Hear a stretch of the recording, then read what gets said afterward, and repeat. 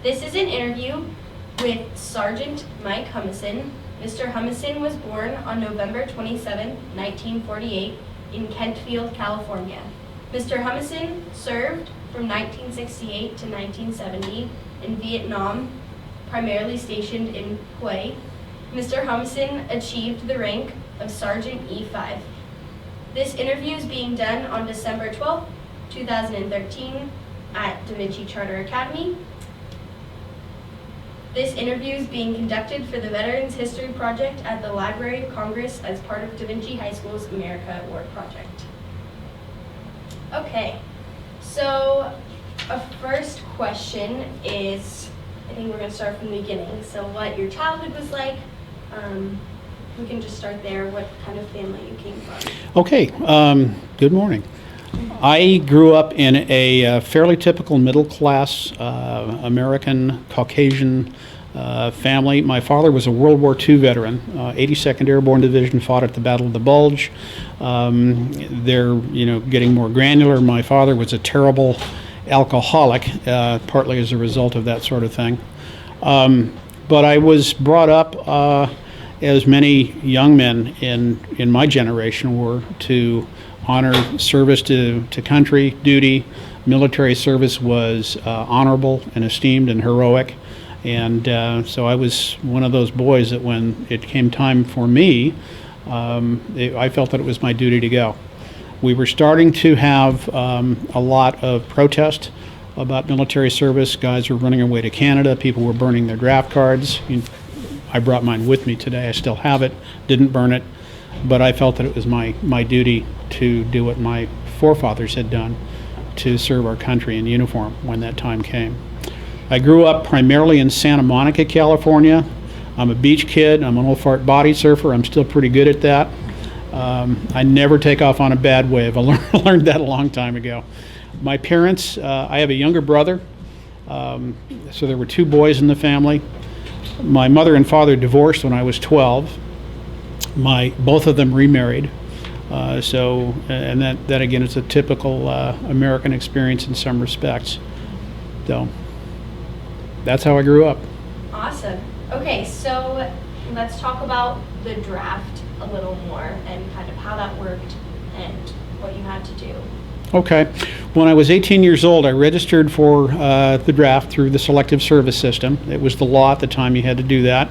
There's a term that you may have heard, draft dodger, and that's a guy who avoids doing that sort of thing. But being raised how I was and growing up in the time in our country's history that I did, I went and I registered for the draft, and I got that draft card that I brought with me. The draft was done on a needs basis, sort of a supply and demand thing. You had a supply of guys available for the draft. There was a classification system. Those who were physically unfit for the draft were classified 4F, and those who were the prime beef were classified 1A, and I was a 1A. So I got a letter in the mail if I recall, I think it was in May of 1968, informing that I'd been selected for induction into the military service. I was able to get an extension for a month. I think I went in very early July, if memory serves. And I had to go for a pre-induction physical first, which I was not happy about at the time. I passed with flying colors. On draft day, my stepfather, my mother's second husband, drove me to downtown LA to the induction center and dropped me off at the curb and said good luck and drove away. And I remember walking down the sidewalk to the door to the induction center, and there were some protesters out in front. There was a young fella out there about my age who was handing out leaflets. They had an underground railroad set up who would take you to Canada if you wanted to get out of it. And he said it's not too late. And I blew past him, and I was proud to do so, and I went into the building. And that was the day I got taken into the service. That night, I went to bed in a barracks at Fort Ord, California, near Monterey.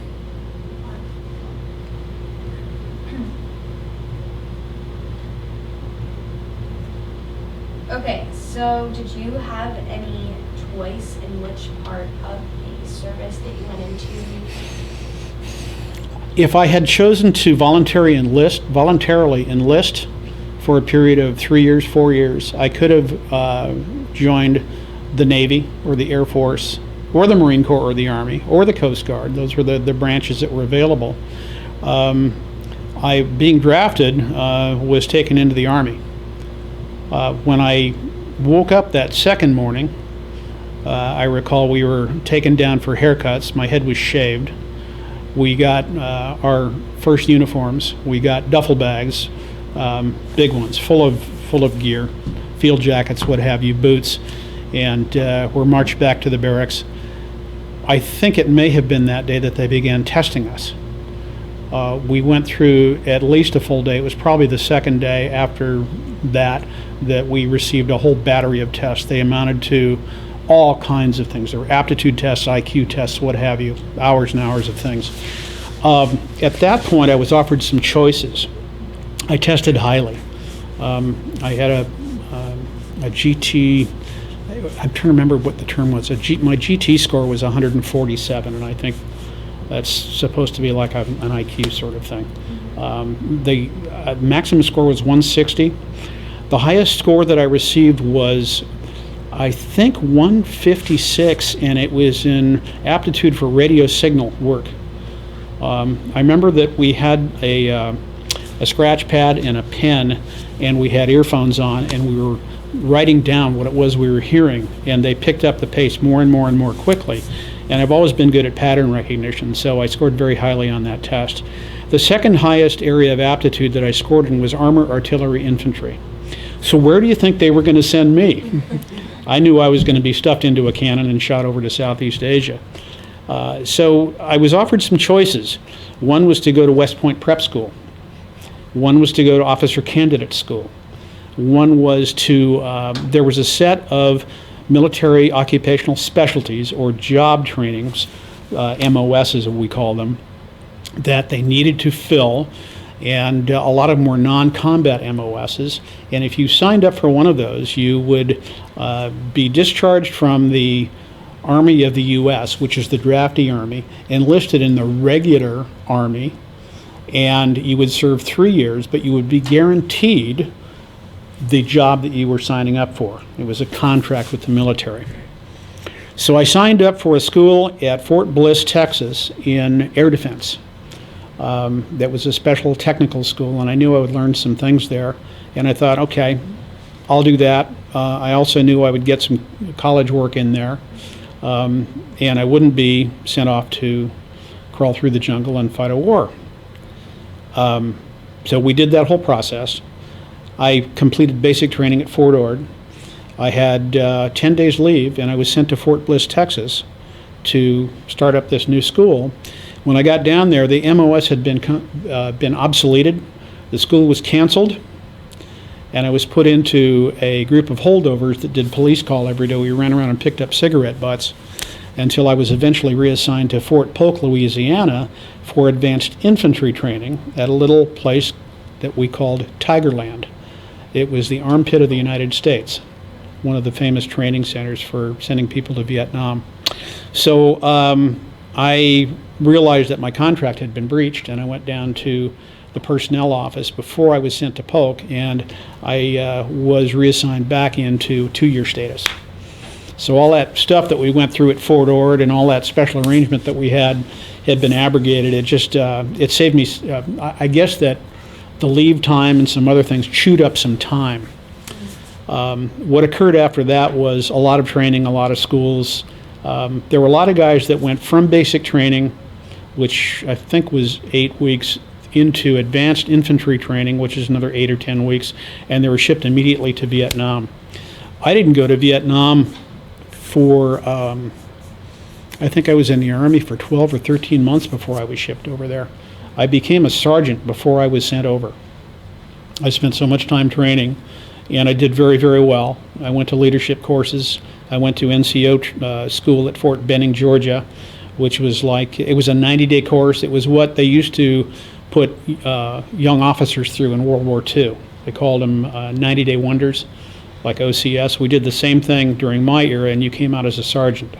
So I went through that school. I went to Ranger School. And by the time I got sent to Vietnam, I only had 8 months left to serve. Normal tour was a year. So I was lucky. I was very lucky in that regard. But that was a pretty intense 8 months. So I did my 2 years, and I got out and I came home. So in this whole like pre-time before you got to Vietnam, what was kind of the thoughts about going to Vietnam and where you were? How did it feel? What did you think about Very mixed emotions. Uh-huh. Very conflicted because of my upbringing, because of my father's history, and fathers of friends of mine as well. One of my best friends' father was in the Marines in World War II and was captured in the Philippines, was in the Bataan Death March. Pretty intense, but we had this sense of obligation. So I didn't want to go to Vietnam. It was an unpopular war. I read a lot about it, and I knew a lot about what was going on. I was nervous about it. At the same time, I was kind of excited about it, and I viewed it as an adventure and a challenge. I was 19 years old when I was drafted, so I was pretty young. And like a lot of young guys, I sort of craved that adventure coming on as well. So when I eventually got my orders, it was with that same mix of a little bit of trepidation and also excitement and anticipation to go. So physically, and the food and the social aspects of all of this, training and becoming a sergeant, what was your everyday life like?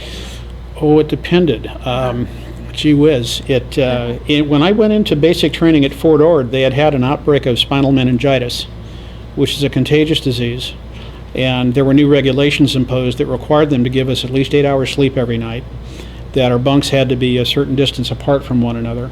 There were specific regs and guidelines in place that were designed to minimize our becoming seriously ill. So we were treated fairly well. We ate well. We ate a lot of starch, a lot of potatoes, 3 squares a day. I got to pull KP a couple times. Had to get up at 4 in the morning and go down and serve eggs and then wallop pots and clean ovens and that sort of thing. And that was one of the things I think that incented me to go into leadership training, because I realized if I made rank, then I wouldn't have to do what we used to call S detail anymore. I wouldn't have to pull KP and things like that. I would get to give orders instead of taking them all the time.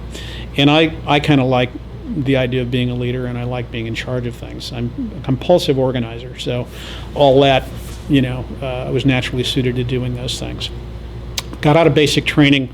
Fort Polk was pretty rigorous. I was down there in the winter. It was real cold. It's Louisiana, but down there in the wintertime, it gets frigid cold. So we trained hard, crawled through the mud. There was ice, there was rain. Just learned to deal with it. It was miserable. But again, we ate fairly well. Fort Benning ate decently. Like I say, they fed us well. I went with very little sleep many nights down there. The training became a lot harder. There was a section that I went through where we got about 3 hours sleep a night for 5 straight days, and it was tough. You were not allowed to walk at any time except immediately following a meal, because they didn't want people throwing up all over their boots.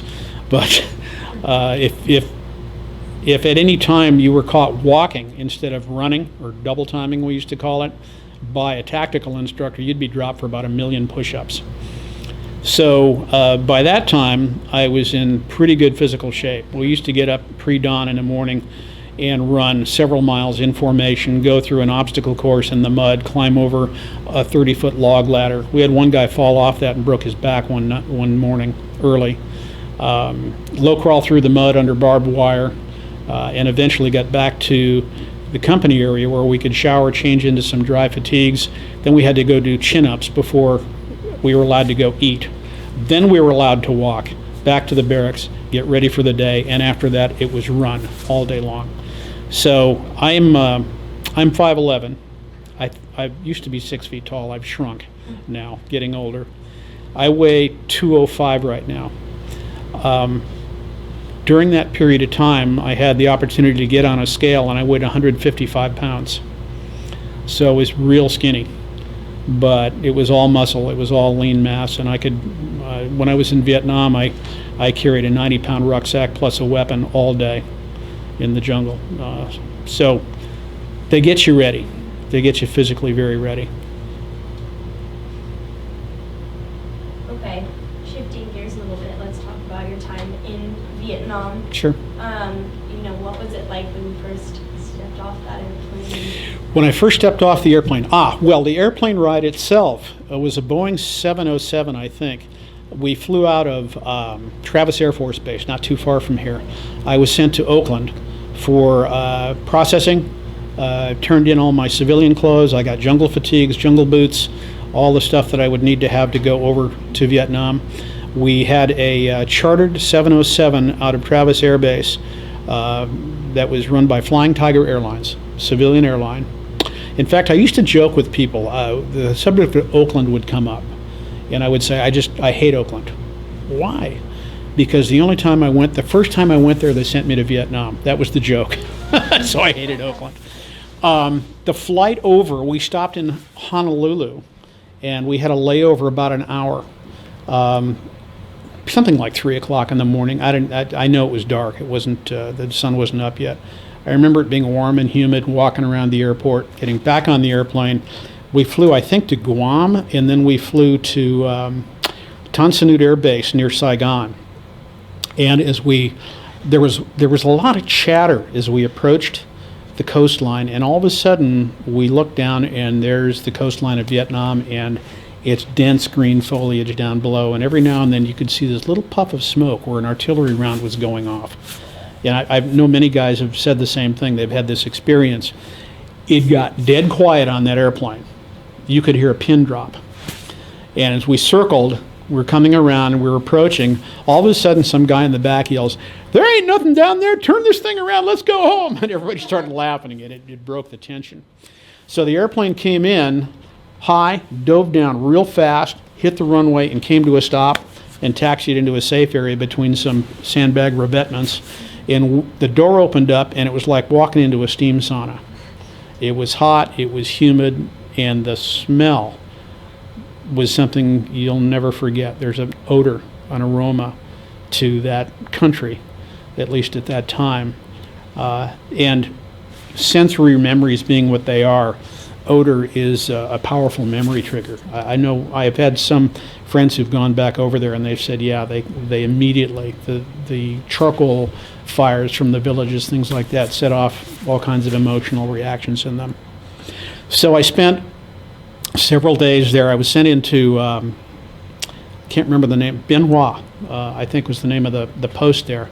I had two visitors who were guys that I had trained with that worked in a headquarters area. One of them worked in personnel. Marion Van Pelt was a friend of mine at Fort Polk, had been sent to Vietnam immediately following advanced infantry training, and I went down to Fort Benning for more training. He had managed to get himself into an office job at Bien Hoa Post. He was in personnel, and he saw the records of all the guys that came through, and he was one of the fellows that assigned them to the various units in the country. And he saw my name, and he came over to see me, and just surprised the heck out of me. I hadn't seen him in months and months. I was ordered to be sent to the 101st Airborne Division, which ended up being my unit. And we got on a C-130 airplane, and were flown north into I Corps, which is north of the Hai Van Pass. And I didn't know this at the time, but north of the Hai Van Pass, there's an entirely different climate than there is south of the Hai Van Pass.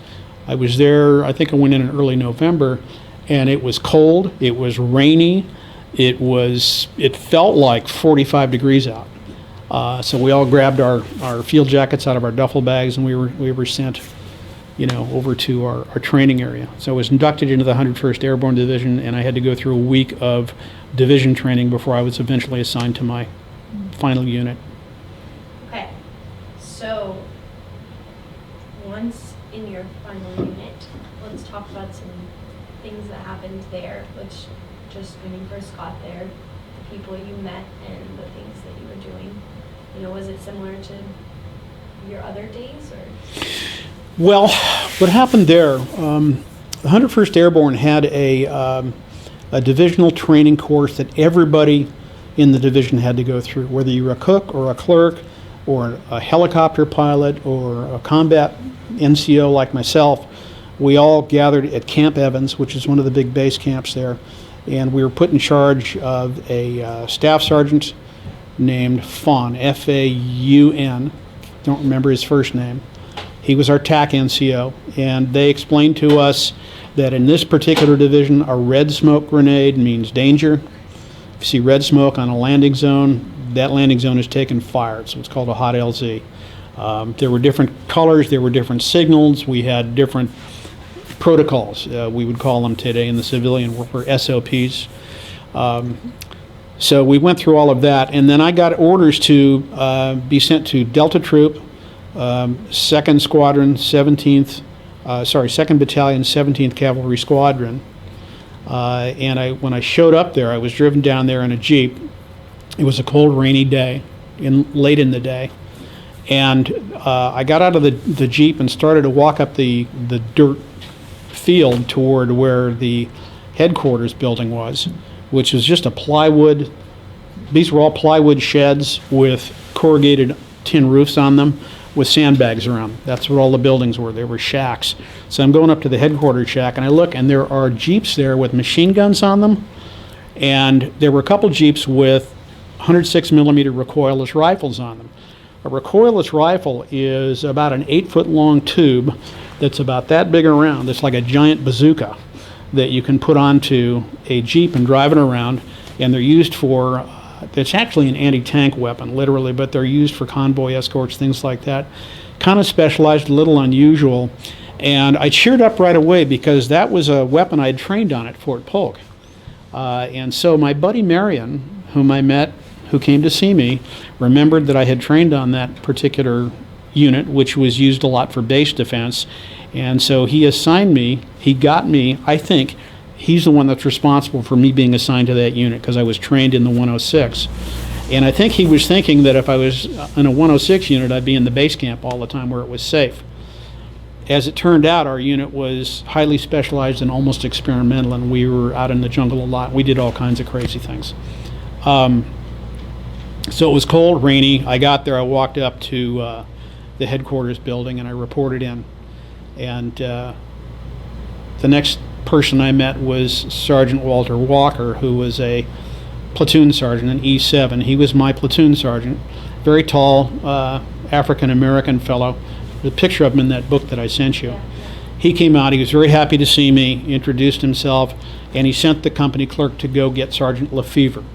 Sergeant Lefevre came up, and Sergeant Lefevre was a buck sergeant like myself, an E5, and he was put in charge of me, and he was my mentor, and I went around and I did all the stuff that he did for a couple of weeks until I was completely immersed in all the things that our unit did, and then I was allowed to go start conducting my own missions. Sergeant Lefevre and I are still friends to this day. I referred to him when I came in here. His first name is Mike. Also, that's his middle name, but everybody calls him Mike. So we hit it off, and we became friends, and that was the start of my experience in Vietnam. So let's talk about some of the crazy things that you endured. Okay. My troop was consisted of 4 platoons. There were 3 combat platoons and 1 headquarters platoon. Headquarters consisted of the clerks, the cooks, the supply people, the people that took care of our motor vehicles, because we had a motor stable there. The combat platoons each consisted of 4 squads, and I was in charge of one of those squads. In our unit, the squads were 2 that were scout squads. If we went out mounted, those guys were on the Jeeps with the machine guns. There was an infantry squad that was on a 3/4 ton truck with a 50 caliber machine gun mounted to it. And I commanded 2 Jeeps, each of which had a 106 millimeter recoilless rifle on it. One of the things that we were responsible for, actually, let me step back. The standard operating procedure for our unit was that there would always be 1 platoon consisting of 4 squads that was on immediate standby. as a reaction force. And that meant that if there was an attack on the bunker line of the base camp, their job was to get to the jeeps and be out at the perimeter within 5 minutes firing at the enemy. Their other role, we supported a company next door to us that consisted of recon troops. This was a ranger company. They would send out 6 to 10 man teams for a week at a time into the jungle and they were in full camo. They were hidden. Their job was to recon, to possibly every now and then pull an ambush or capture an enemy troop or two. That was called a body snatch. If they got into trouble, all the combat teams had radios. If they got into contact and they got into trouble, our immediate reaction platoon was to be on the chopper pad in 5 minutes, loaded, ready to go to war.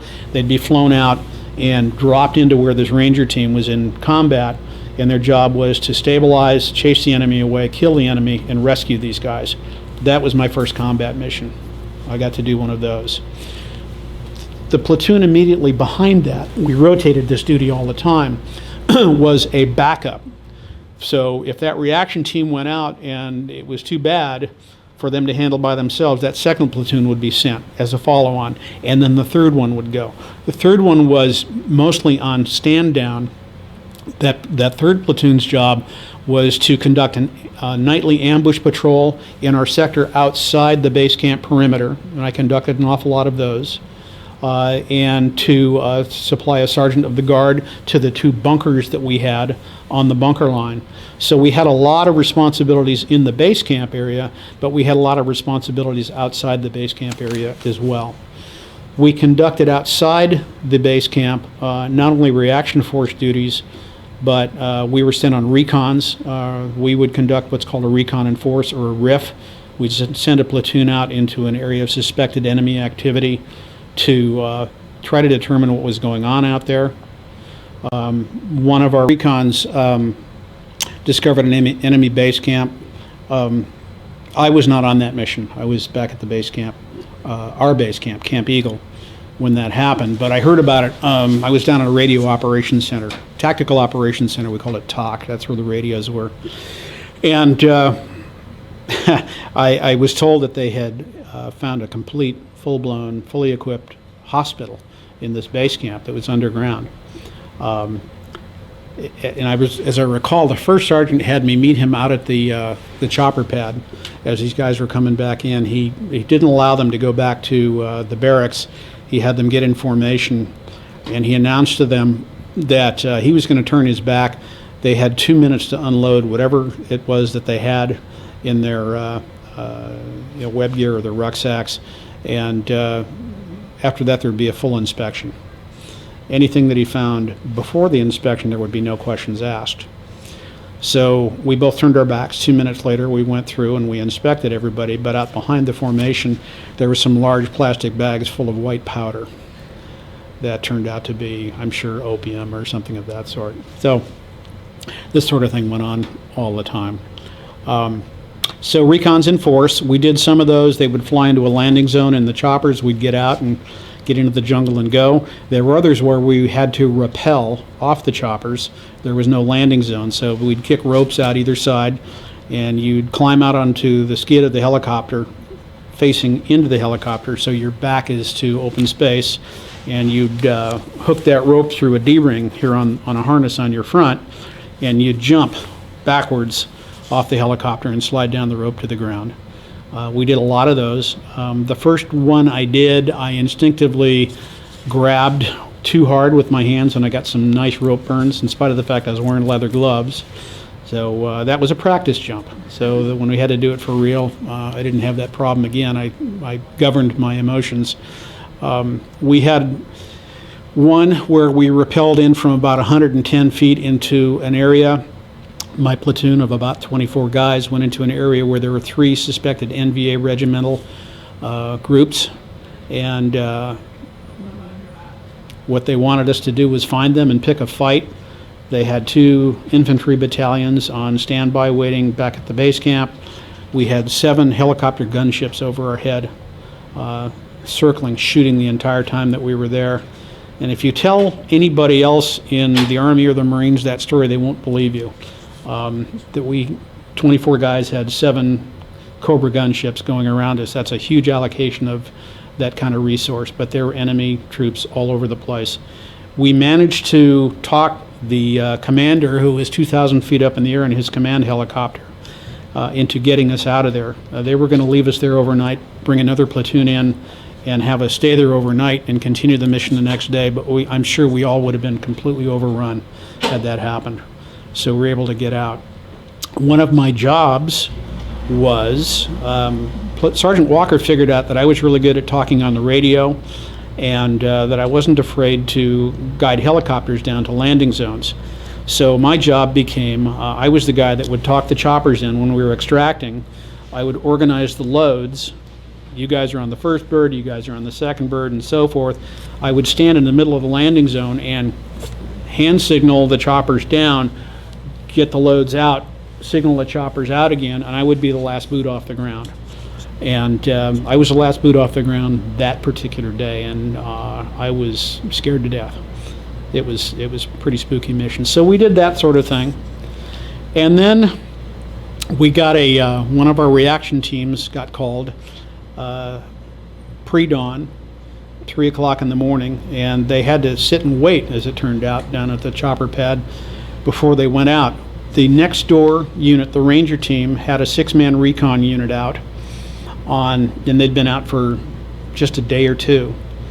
And when you're in the field, on a combat mission, there would always be guys with the radios, RTOs, radio telephone operators, that would have the handset, and on those missions, I think it was every 2 hours, they'd get a radio call from their headquarters radio center, their TOC, calling for a situation report. And it would be something like, Discord 1-4, this is Discord 6, sit rep, over. And you'd hear that, and you would press the handset key twice, the transmit key, and on their end they would hear, and that meant everything's okay. Situation report. About 2 o'clock in the morning, a sit rep call went out, and it wasn't answered by this recon team. They kept calling, and there was no response. So at dawn, a reaction team went out from our unit along with the headquarters group of the Ranger Company, and all 6 of these men were dead. They had been attacked in the middle of the night, and they were all gone, along with a lot of their gear, their weapons, their communications logs, which all had to be changed. Turned out that Ranger unit was having some problems. They were getting ambushed, they were getting hit, there was some lack of training involved. I didn't know this until years and years later, but my company commander, Blair Craig, who was a captain, was the Ranger company commander was fired from his job. He was transferred. Captain Craig, my captain, took over that unit in addition to ours, and our unit began to pull these 6-man recon missions out in the area where the Rangers were. The Rangers were stood down and retrained. So we started pulling those missions. Yeah. So we're crawling around in the jungle with the camouflage on, with the paint on our faces for 6 days at a time, hiding, trying to figure out what the enemy was doing, and very quietly calling it back in. And so that was another one of the crazy things that we did. We had to go do, we would blow landing zones. We'd be repelled into an area of the jungle where the division decided it needed a landing zone, and so we would take chainsaws and demolition supplies in and blow trees away to establish a landing zone. We had to blow a bridge once way out in the middle of the jungle toward the Ashaw Valley. So it seemed like any kind of a weird sort of mission that headquarters came up with, we were the ones that got assigned that mission. So we came up with the nickname Dirty Delta for ourselves. That stuck. So the unit is kind of unofficially known as Dirty Delta to this very day. So, wow, that's a lot. It was a lot. We wore a lot of hats, so to speak. So, if you feel up to it, let's talk about some of the scarier, more emotional, intense situations. Maybe you can just pick one that really stands out in your memory, but just something really. Oh, I remember being afraid. especially on the recon missions. There were LRRP, Long Range Reconnaissance Patrol. We were just called LRP missions, and we were doing those. There were a couple very, very late at night. It's so dark out there in the jungle that you can wave your hand in front of your face and you cannot see it. So everything becomes smell and sound. You're reacting to the universe around you in a completely different way.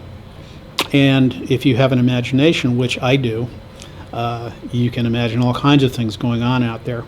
We had a couple of those where we had one where I almost killed one of our own men by mistake. He had been put down in front of our position.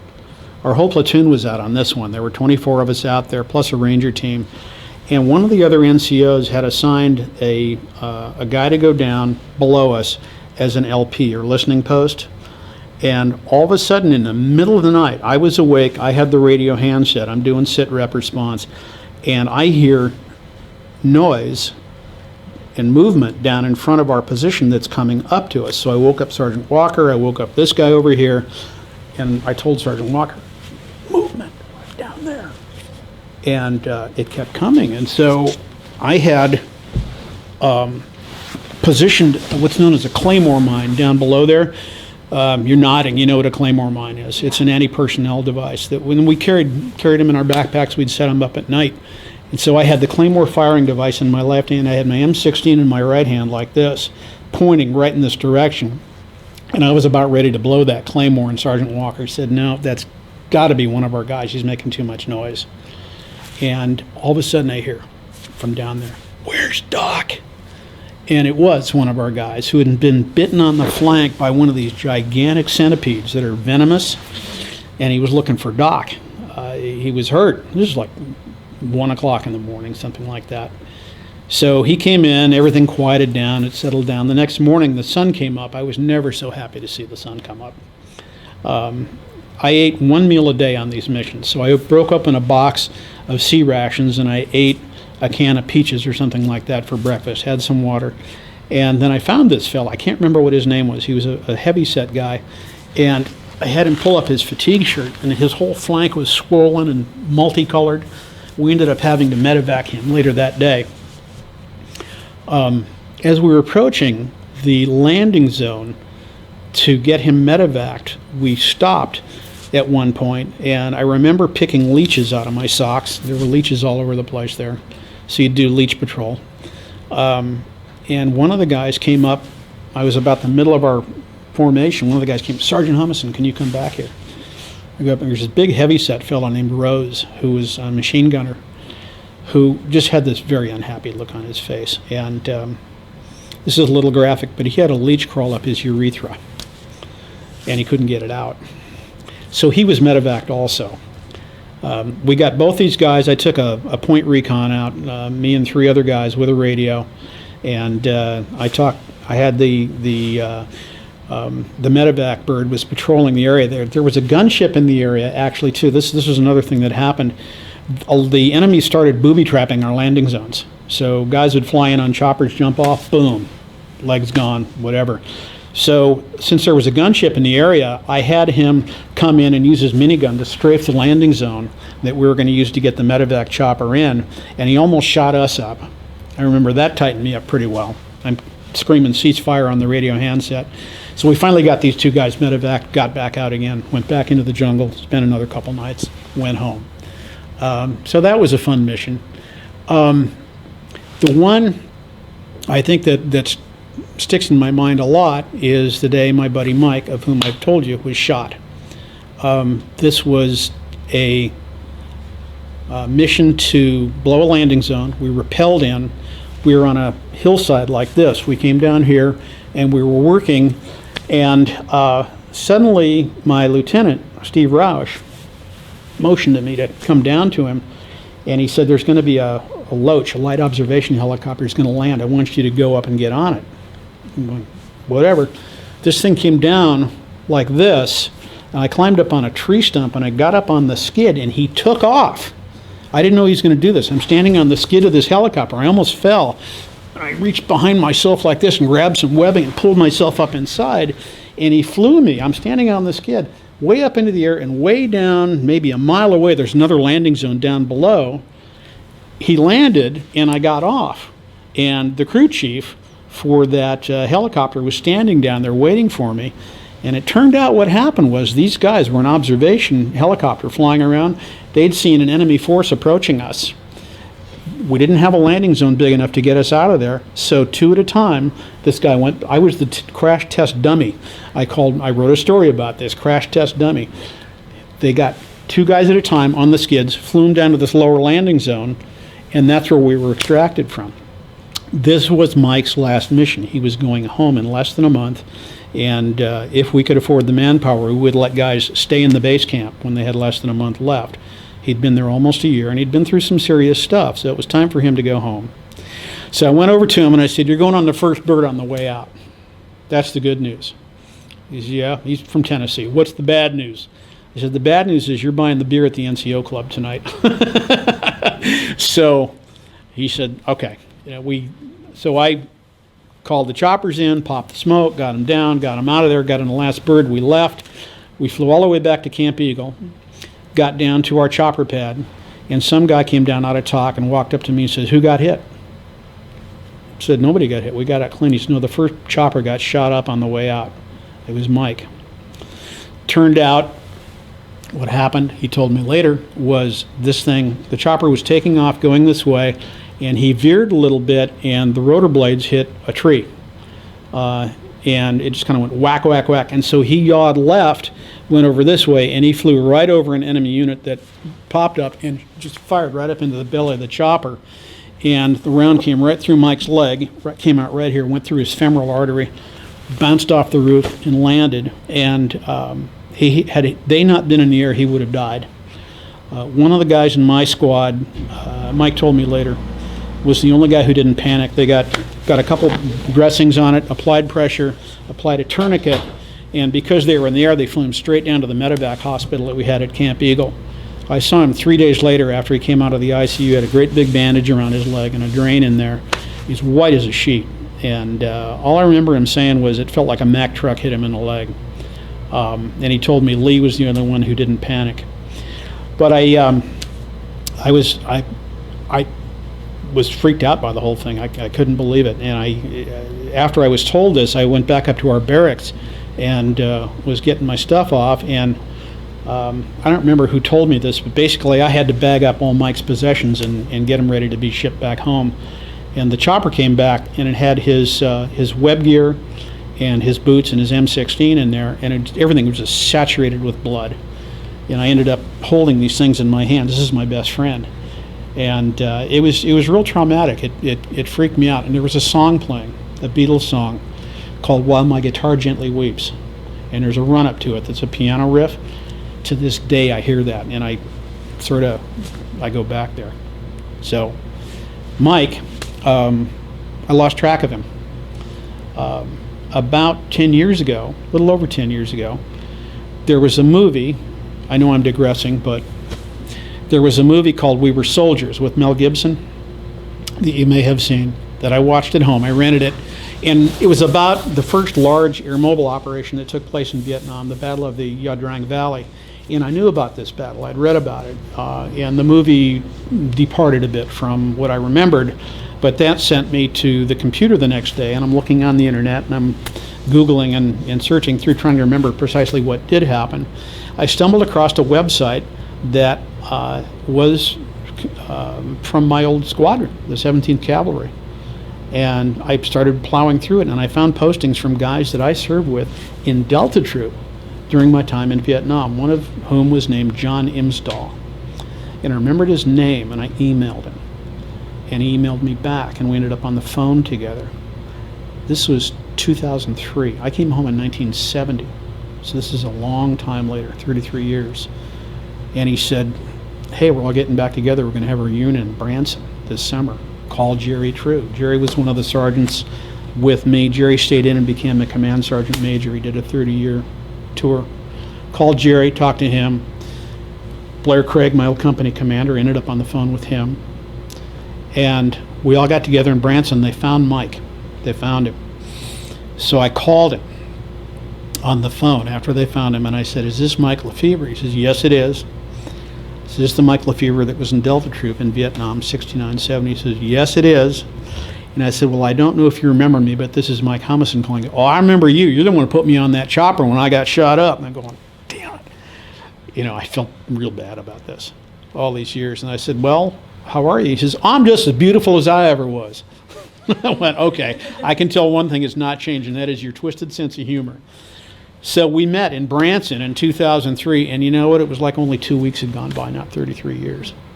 That's what Carlos is referring to on the way into the room. There's this thing that happens that changes you. It's one of your questions.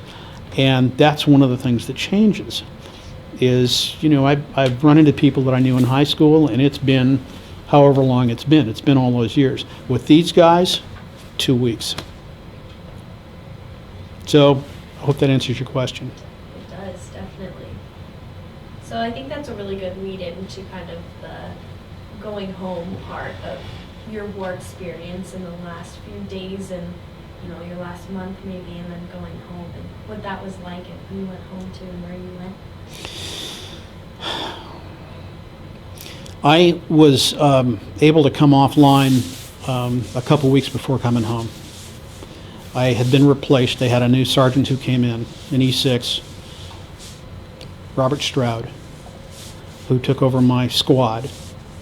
And I got him oriented the way Mike oriented me and got him going. And then I was sergeant of the guard, and I worked in TOC, and I didn't have to go out in the jungle anymore, and it was great.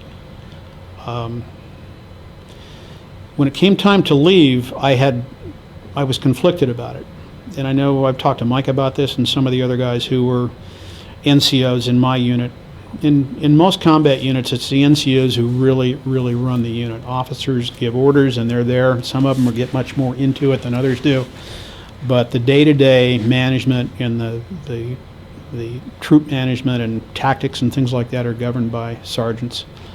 And you develop a special sense of responsibility and a bond to the mission and to the men that you serve with and to your fellow NCOs. And I had an opportunity to extend and stay another 90 days.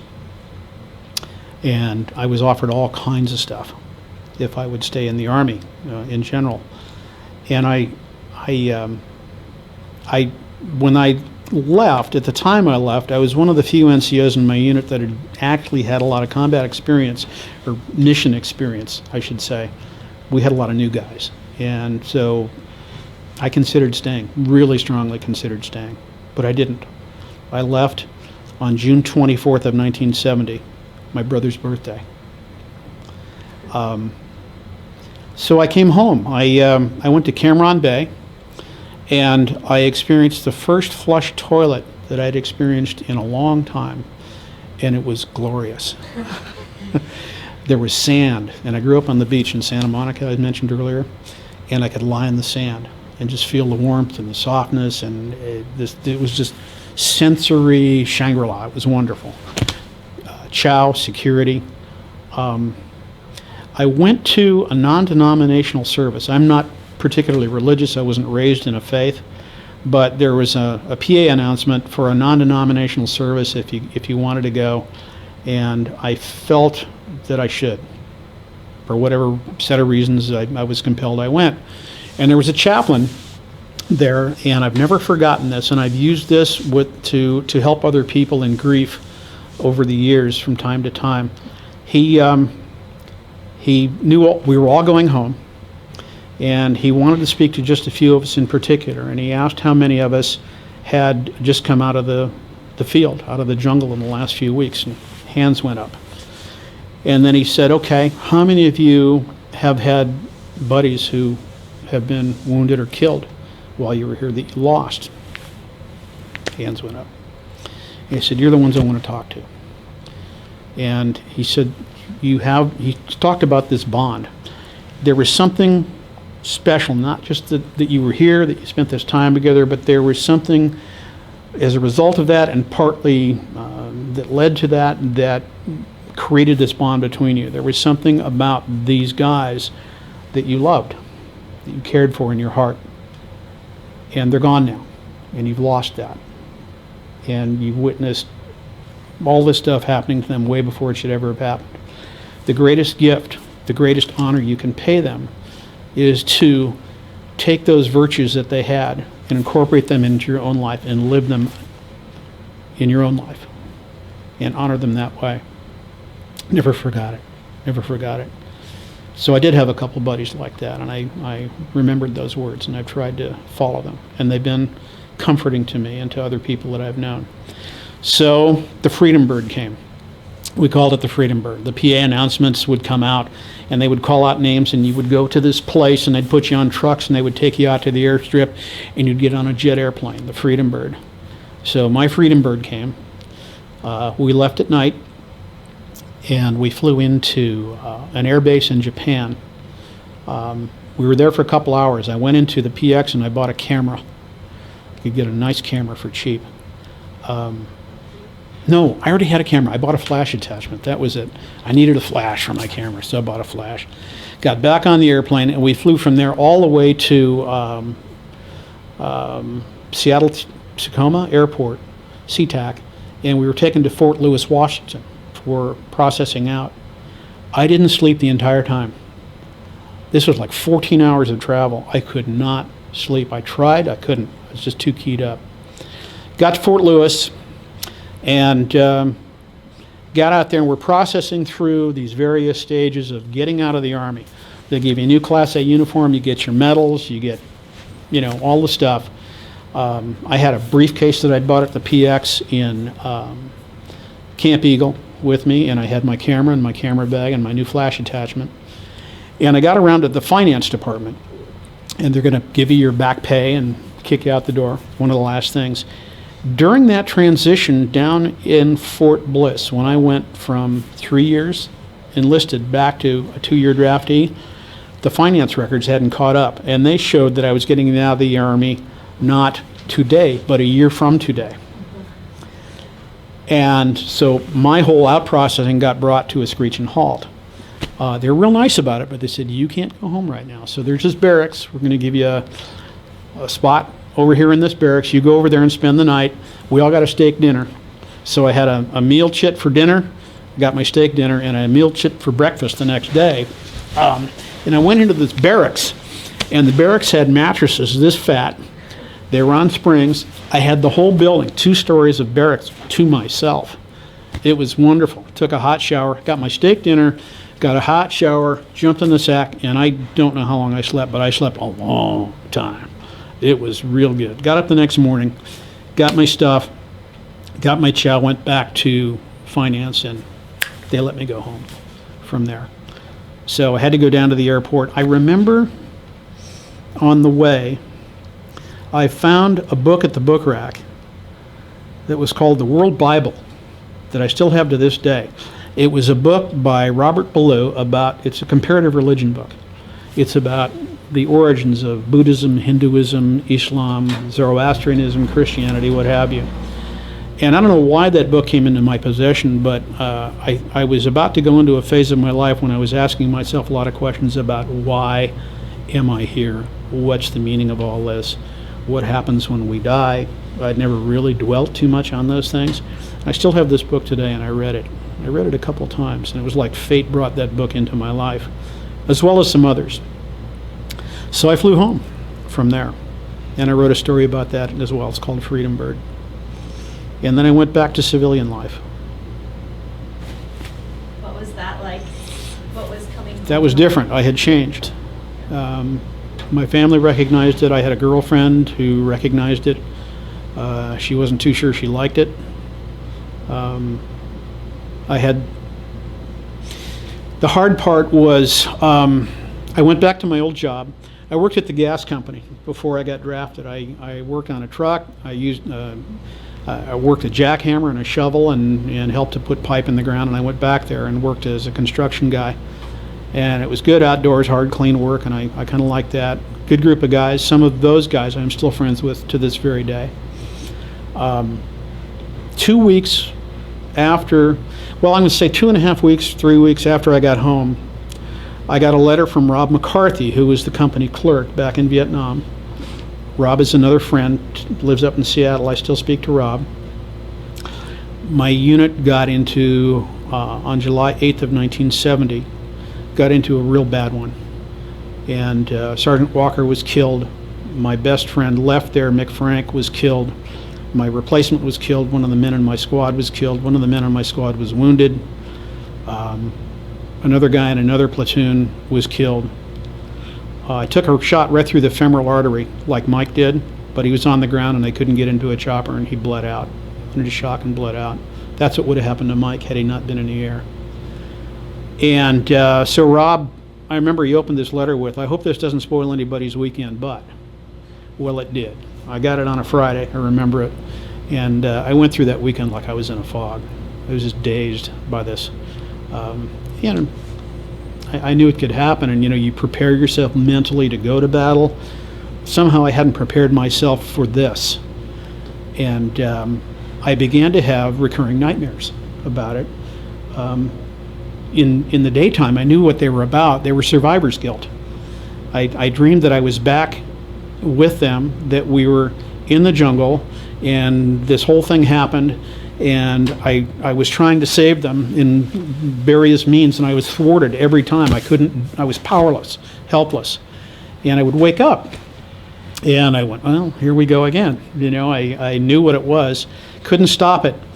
The last one that I had, I was getting ready to go to college, and it was a bad one, I remember, and I woke up, there was a lamp at the foot of my bed, one of these, pole lamps, and it was backlit. There was a window behind it, and it was half dark in the room, and when I woke up, I didn't see the lamp. I saw my buddy, Mick Frank, shot to pieces and bloody and dying, reaching out to me and crying for help. And then I really woke up, and I just, damn it. I went into my closet, and I loaded up a rifle that I had, and I took it back to bed with me. And 'cause that's how I slept when I was in the jungle. I had a loaded rifle. And I woke up the next morning, and the sun was out again, and I felt really foolish. I unloaded that gun and put it back.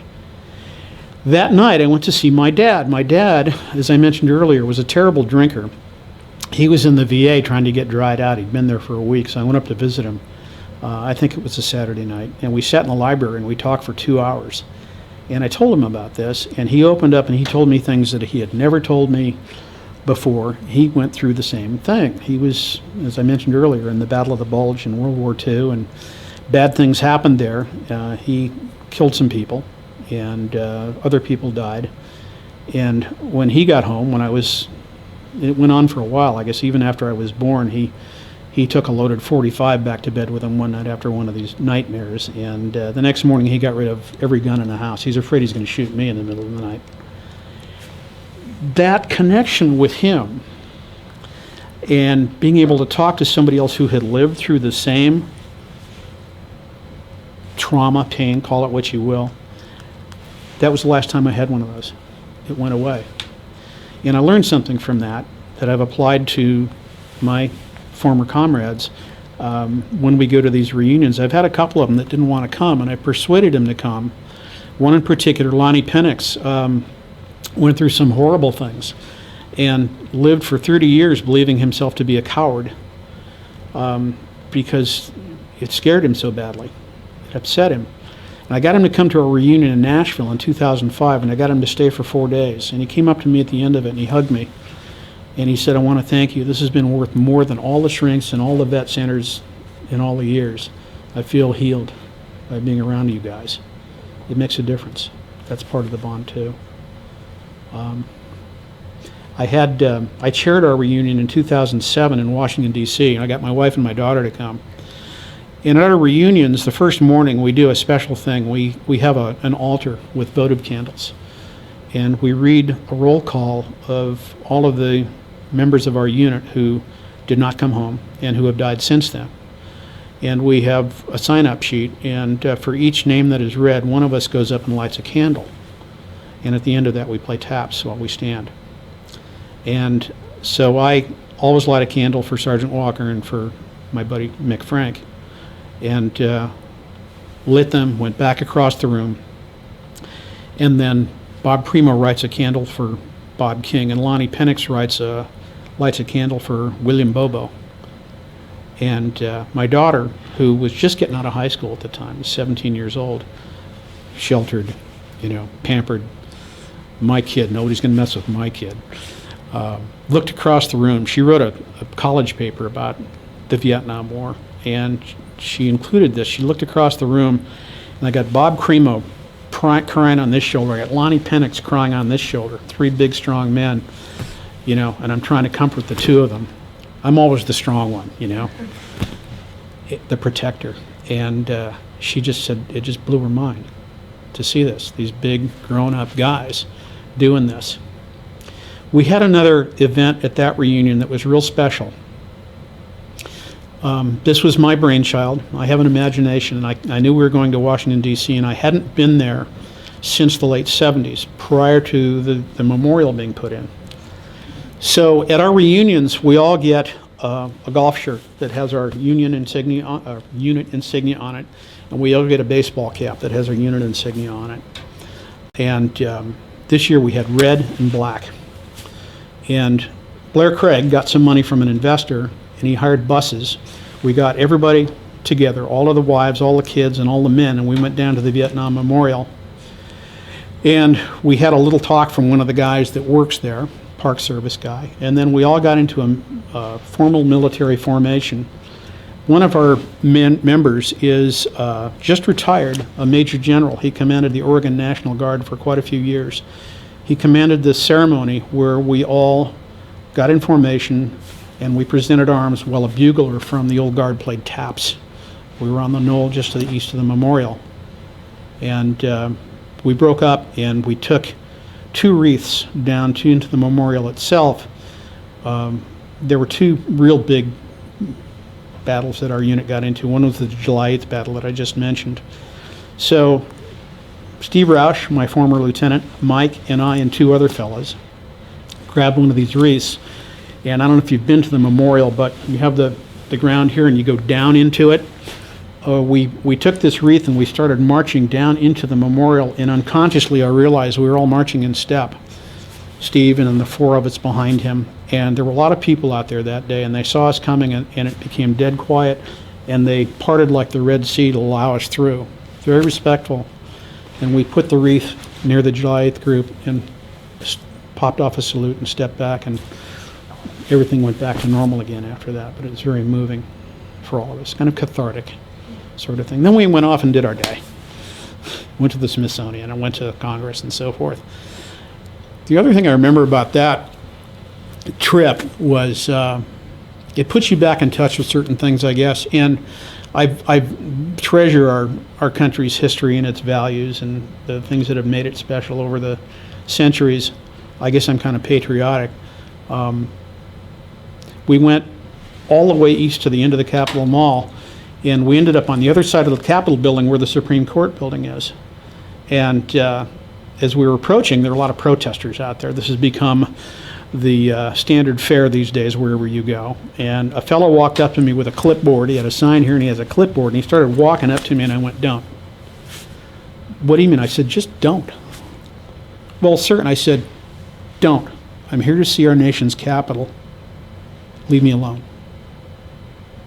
I don't even know what he was on about. I didn't care. And we walked past him. My wife says, "Mike, he's just exercising his freedom of speech." I said, "No, I understand that, but I understand something else. So am I. And I risked my life for it. He didn't." She went, "Gee, I never thought of it that way before." Being around these guys kind of brings that sort of thing back to me a little bit. So, hope that answers. Okay, I think this might just be the last thing that we go over, but is there any, I know we talked about this a little bit, but life lessons, long-lasting, values, big, huge, anything that kind of has obviously impacted?